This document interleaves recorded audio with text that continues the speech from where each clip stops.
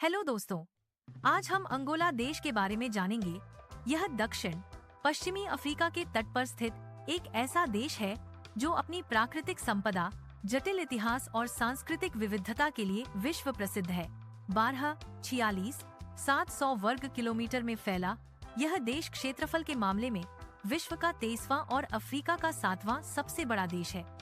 इसकी भौगोलिक स्थिति इसे सामरिक और आर्थिक रूप से अत्यंत महत्वपूर्ण बनाती है। इसके पश्चिम में अटलांटिक महासागर की लंबी तटरेखा है।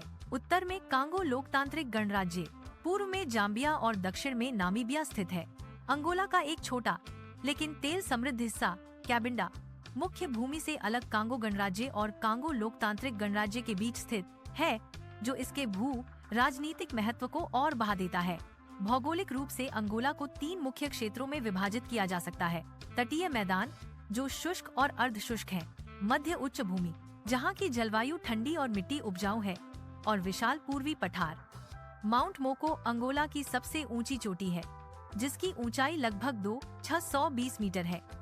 यहाँ की नदियाँ जैसे क्वांजा, कुनेने और ओकावांगो न केवल सिंचाई और बिजली उत्पादन के लिए महत्वपूर्ण है। अंगोला का इतिहास प्राचीन काल से ही प्रभावशाली रहा है। 1483 में पुर्तगाली खोजकर्ता डियोगो काओ के आगमन के साथ यहाँ यूरोपीय प्रभाव की शुरुआत हुई।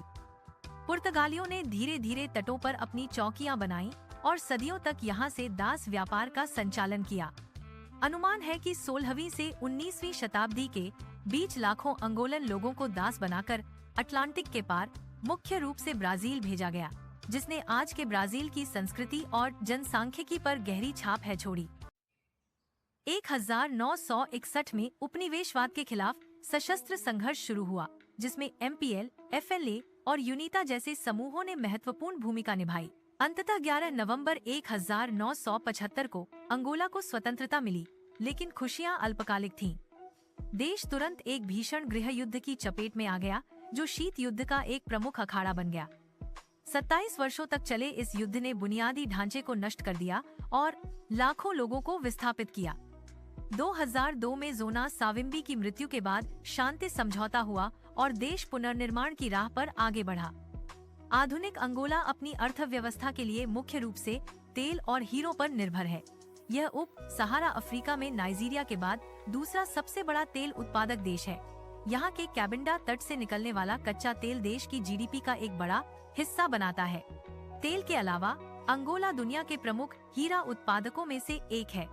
यहाँ कृषि की भी अपार संभावनाएं हैं, क्योंकि यहाँ की जलवायु कॉफी, मक्का और गन्ने की खेती के लिए अनुकूल है।